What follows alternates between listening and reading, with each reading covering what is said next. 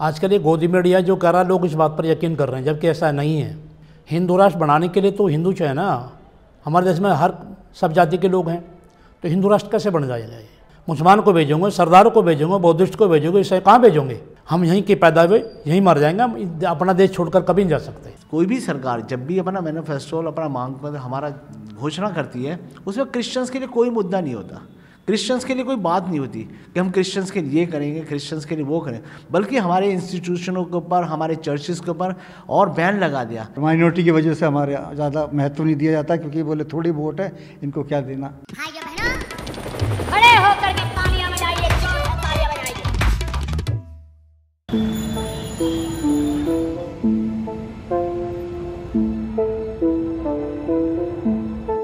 Hello and welcome to the Quint. मैं हूं शादाब मोइज़ी और हमारी चुनावी यात्रा मेरठ में है और इस वक्त हम चर्च में हैं। चर्च का जो हिस्सा है वहां पर मेथोडिस्ट चर्च है, ये सिविल लाइंस में है और वहां पर अक्सर जो चुनाव होता है और चुनावी जब हम कवरेज करते हैं तो आपने देखा होगा कि उत्तर प्रदेश चुनाव हो चाहे देश का कोई भी चुनाव हो, वहाँ पे बातें होती हैं दलित, ब्राह्मण, मुसलमान, हिंदू, शमशान, कब्रिस्तान, तमाम तरह की बातें होती हैं। लेकिन कई बार मुझे ऐसा लगता है कि जो क्रिश्चियन कम्युनिटी है, जो माइनॉरिटी में भी माइनॉरिटी है, उसकी बातें नहीं होती हैं। तो इसलिए हम यहाँ पहुँचे हैं और चर्च के बाहर हमारे कई सारे लोगों से मुलाकात हुई और हम इन लोगों को समझना चाह रहे हैं कि इनके क्या मुद्दे हैं। खास करके उत्तर प्रदेश में जब हम बात करते हैं, जहाँ एंटी कन्वर्जन लॉ की बात होती है, जहाँ हिंदू राष्ट्र का बार बार नाम आता है, वहाँ क्रिश्चियन कम्युनिटी कहाँ खड़ी है, इनके एस्पिरेशंस क्या हैं, इनके मुद्दे क्या हैं, इनसे बात करेंगे। तो हम सब शुरुआत करते हैं, अपने सीनियर से शुरुआत करते हैं। सर, क्या नाम हुआ आपका? मेरा नाम अरुण स्टीफन और मैं यूनाइटेड क्रिश्चियन एसोसिएशन का जनरल सेक्रेटरी हैं। सर, एक बात मुझे बताइए कि जो चुनाव है उस पर आपको क्या लग रहा है, क्या हालात हैं, क्या क्रिश्चियन कम्युनिटी की बातें चुनाव में होती हैं क्या?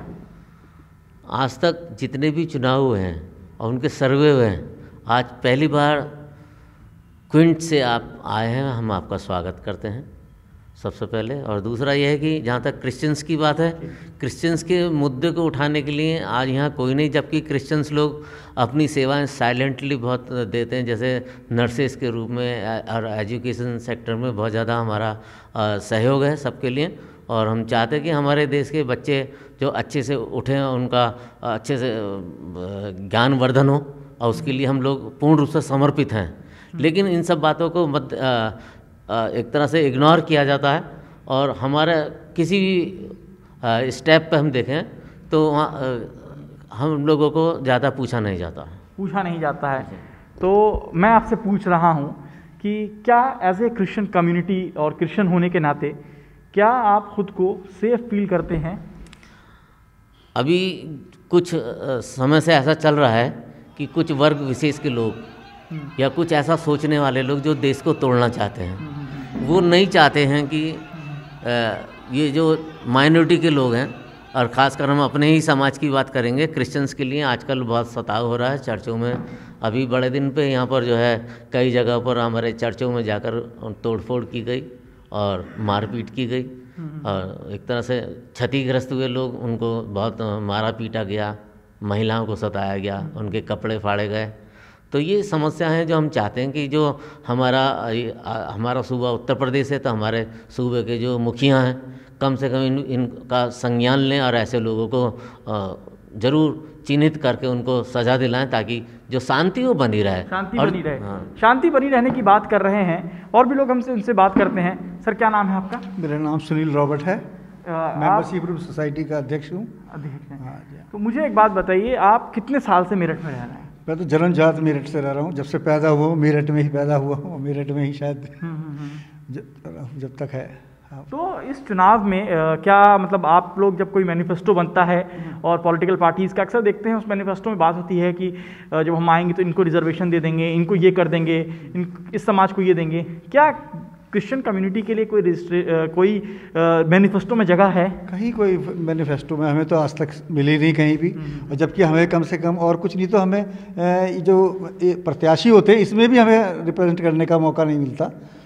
जैसे कि ये हुआ, विधानसभा हुआ, लोकसभा हुआ, पार्षद हुआ, इसमें भी बहुत मुश्किल से देते हैं। बहुत अगर कोई लड़ता है तो जाके मिल जाए तो मिल जाए, अदरवाइज़ हमारा प्रतिनिधित्व नहीं होता। रिप्रेजेंटेशन की बात कर रहे हैं, लीडरशिप रिप्रेजेंटेशन की बात कर रहे हैं। इनको लगता है कि लीडर आपके नहीं होते हैं। हाँ, हमारे तो लीडर मुझे क्या, और हमारी समस्या भी कोई वहाँ तक नहीं पहुँच पाती, क्या संख्या के आधार की वजह से या नंबर्स जो हैं, शायद यही उसकी वजह से ऐसा है? हम लोग बहुत कम में हैं, इसलिए हमारी कुछ सुनी नहीं जाती, यही वजह है। अगर हम माइनॉरिटी में हैं और माइनॉरिटी की वजह से हमारे ज़्यादा महत्व नहीं दिया जाता, क्योंकि बोले थोड़ी वोट है, इनको क्या देना, इनको क्या पूछना है इतना, मतलब। हाँ, हम और भी लोगों से बात करते हैं। मुझे एक बात बताइए कि जब हम यहाँ आते हैं तो एक बार सवाल आता है अक्सर कि धर्म परिवर्तन करा रहे हैं, कन्वर्जन करा रहे हैं, और फादर या पास्टर को पहले पकड़ा जाता है। जी, आपके साथ कैसी घटना घटी है, या आप क्या लाइफ में क्या देख रहे हैं, आप सिचुएशन क्या देख रहे हैं? जी, अभी कुछ वर्षों से हम लोग महसूस कर रहे हैं कि बड़ा एक भय का माहौल है। आपको भी पता है और पूरे हिंदुस्तान को पता है कि मसीह समाज बहुत शांति प्रिय समाज है।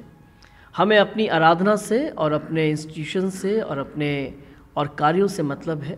ना हम किसी को छेड़ते हैं, ना हम किसी के विषय में कोई अभद्र बात करते हैं, लेकिन फिर भी अभी कुछ वर्षों से मसीह समाज थोड़ा डरा हुआ है आराधना को लेकर। कैसे प्रार्थना, कैसे आराधना और कैसे चीज़ों को करा जा सके, एक भय सा आ गया है कि आए दिन हम सुनते हैं घर वापसी का मामला या कोई ऐसा मामला सुनने में आता है। और ख़ास तौर से एक बड़ा आजकल चल रहा है धर्म परिवर्तन वाला मामला। एक यूँ समझ लीजिए एक तकिया कलाम सा हो गया है। कुछ ना हो तो कोई ना कोई तरीके से किसी पे इल्ज़ाम लगा दो धर्म परिवर्तन का। बल्कि सबको पता है आज के समय में आप किसी का जबरन और लालच देकर धर्म परिवर्तन नहीं करा सकते हैं, क्योंकि अब लोग सभ्य हो रहे हैं, पढ़े लिखे हैं। लोग अपनी इच्छा से प्रार्थना में आते हैं, धर्म बदलने नहीं आते हैं, बल्कि प्रार्थना में आते हैं। लेकिन फिर भी एक मसीह समाज में हर जगह एक भय का माहौल बना हुआ है। और जबकि अधिकतर लोगों को पता है, ना हम किसी रोड पे आराधना करते हैं, ना कोई जगह के किसी को डिस्टर्ब करते हैं, परेशान करते हैं। हम अपने प्रार्थना भवनों में जाकर वहाँ पर प्रार्थना करना पसंद करते हैं। तो और भी लोग हैं, उनसे हम बात करते हैं। क्या नाम है आपका? मेरा रेणुका मुखर्जी। रेणुका जी, क्या करती हैं आप? मैं पास्टर के साथ हूँ। मनीष मुखर्जी मेरे हस्बैंड हैं, मैं उनके साथ सेवकाई में हूँ। ओके, तो आपके लिए चुनावी मुद्दे क्या हैं? मेरे लिए चुनावी मुद्दे यही हैं कि जनता के लिए एक अच्छी सुविधाएं, जो भय का माहौल, जैसे मेरे हस्बैंड ने बोला, भय का माहौल बना हुआ है, ये सब चीज़ें हटनी चाहिए। और जो चुनाव होता है तो निष्पक्ष चुनाव होना चाहिए, ताकि जो लोग हैं उनको उनके राइट्स पूरे मिलने पाए, पूरे राइट्स मिलने पाए। एक अच्छी बात है। हमारे साथ एक मतलब यंग कह सकते हैं आप, उनसे भी हम बात करेंगे, उनको समझने की कोशिश करते हैं। क्या नाम है आपका?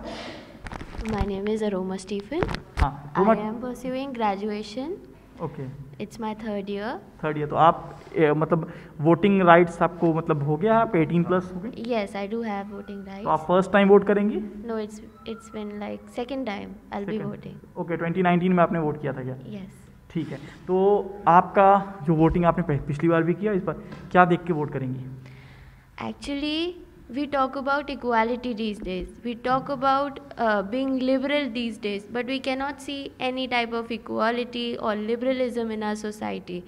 We want our kids to study in good schools, and when we talk about good schools, our convent schools have name throughout country, or you talk about world. People want their kids to go to convent school and study there, but only studies? Only for medications? No, we want some good rights. We want that we should stand somewhere, we should get some good rights. We don't have any manifestos for us.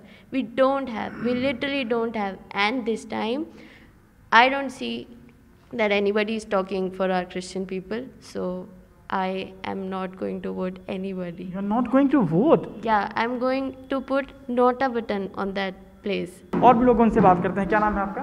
मेरा नाम संजय रे। क्या करते हैं आप? मैं government job में हूँ, दिल्ली में हैं आप।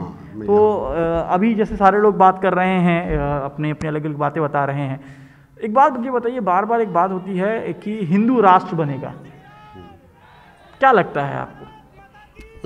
ये चीज़ें पॉलिटिकल स्टेटमेंट हैं। जहाँ तक मैं अपने इस एज में आने के बाद देखता हूँ कि ये जो स्टेटमेंट है, ये पॉलिटिकल स्टेटमेंट है। इनका कोई आधार नहीं है। जहां हम 150 करोड़ लगभग होने जा रहे हैं, और 150 करोड़ में जब हिंदुओं की बात करते हैं, और हिंदूज़ में भी उन हिंदूज़ की बात करते हैं जो बुद्धिजीवी है, वो कोई नहीं चाहता कि ये देश एक हिंदू राष्ट्र बने, कोई नहीं चाहता। ये केवल एक पॉलिटिकल स्टेटमेंट है जो दे करके केवल वोट बैंक की राजनीति है ये, जिसके आधार पर ये कहा जाता है। मैं ना इसके लिए सपोर्ट करता हूँ, और ना मैं इस बात पे यकीन करता हूँ कि ये हिंदू राष्ट्र कभी भी बन पाएगा। ये एक सभी कौमों का एक अच्छा राष्ट्र है, जहाँ सब लोगों को आदर दिया जाता है, सब धर्मों को आदर दिया जाता है, और यहाँ के लोग कभी भी इस बात के लिए राजी नहीं हो सकते कि ये एक हिंदू राष्ट्र में कन्वर्ट हो। ठीक है। तो सर क्या नाम हुआ आपका? मेरा नाम ललित स्टीफन है। मैं ऑल इंडिया ईसाई महासभा का जनरल सेक्रेटरी। तो आप तो जनरल सेक्रेटरी हैं, और जो पॉलिटिक्स चल रही है, अभी मैंने आपके साथी से पूछा हिंदू राष्ट्र के बारे में। अक्सर हम ये सुनते हैं, खास करके यूपी जैसा ही आता है तो यहाँ पे बहुत सारी चीज़ें हो जाती हैं। अभी मेरी एक फादर से, पास्टर से मुलाकात हुई, वो बता रहे थे कि इस तरह से अचानक कुछ लोग पुलिस में कंप्लेन कर देते हैं और कहते हैं कि यहाँ धर्म परिवर्तन हो रहा है, सारी चीज़ें होती हैं। तो जब हिंदू राष्ट्र की कल्पना की बातें की जाती है, उसकी बातें होती है, तो क्या आपको क्या लगता है? क्या आप बुरा फील करते हैं, आप नाराज़गी होती है, क्या कहेंगे आप? हमारा भारत देश सारे धर्मों का सम्मान करने वाला देश, लेकिन कुछ समय से ऐसा महसूस किया जा रहा है कि इस देश को सिर्फ और सिर्फ हिंदू राष्ट्र घोषित करने की बात सुनने में आती है। इस तरह का जो प्रचार प्रसार हो रहा, सरकारें जो उत्तर प्रदेश सरकार है या हमारी केंद्र सरकार है, वो इस तरह की बातें कर रही है। आज ही मैंने 4 जिलों का दौरा किया। मैं अपनी क्रिश्चियंस कम्युनिटी से 4 जिलों के अंदर मेरठ मिलकर गया हूँ, मुजफ्फरनगर, हमारा शामली, तो इस तरह से बागपत। इस दिन मैंने लोगों से संपर्क किया, मिला मैं इन लोगों से। ये सभी लोग चाहते हैं कि हमारा जो बात है, ये सरकार के बीच में, हमारा कोई भी सरकार जब भी अपना मैनिफेस्टो, अपना मांग पत्र हमारा घोषणा करती है, उसमें क्रिश्चियंस के लिए कोई मुद्दा नहीं होता, क्रिश्चियंस के लिए कोई बात नहीं होती कि हम क्रिश्चियंस के लिए ये करेंगे, क्रिश्चियंस के लिए वो करें, बल्कि हमारे इंस्टीट्यूशनों के ऊपर, हमारे चर्चेस के ऊपर और बैन लगा दिया। हमारे चर्च के अकाउंट्स मोर देन सील कर दिए गए। जो चर्च में अकाउंट खुले हुए थे, उनसे बोला गया अपना पैन नंबर लाइए। अब पैन नंबर, चर्च का पैन नंबर क्या होता है? चर्च में तो दान आता, दान अगर किसी मंदिर पर, मस्जिद पर, गुरुद्वारे पर कहीं पैन नंबर जारी किया, वो कहीं से इनकम टैक्स लिया गया, तो क्रिश्चियन से मिले वो, लेकिन क्रिश्चियंस के सारे खाते सील कर दिए गए। इसकी वजह हमारी समझ में नहीं आ रही, ऐसा क्यों किया जा रहा? तो आने वाली जो भी सरकारें हैं या जो भी पॉलिटिकल पार्टीज चुनाव लड़ रही हैं, उनसे आपकी 2-3 जो भी डिमांड है एज ए क्रिश्चियन कम्युनिटी के तहत, क्या डिमांड है आप? क्या हम जो भी सरकार बनेगी, हमारी उससे हम मांग करते हैं कि क्रिश्चियंस के जो भी चर्चेज, धार्मिक स्थल हैं, उन्हें स्वतंत्रता दी जाए कि अपने कार्यक्रमों को, अपने कामों को स्वतंत्र रूप से कर सके। दूसरा, एक जो माइनॉरिटी के अंदर, जो क्रिश्चियंस माइनॉरिटी के भी माइनॉरिटी के अंदर है, उनके लिए एक अलग से ऐसा निर्धारण किया जाए कि उनके बच्चों के लिए, फ्यूचर के लिए, किसी भी चीज़ की जो फैसिलिटीज़ माइनॉरिटी के लिए आती है, उनके लिए अलग से 2%, 10%, कुछ भी ऐसा कोटा फिक्स किया जाए कि जिससे उन्हें बेनिफिट मिल सके उनसे।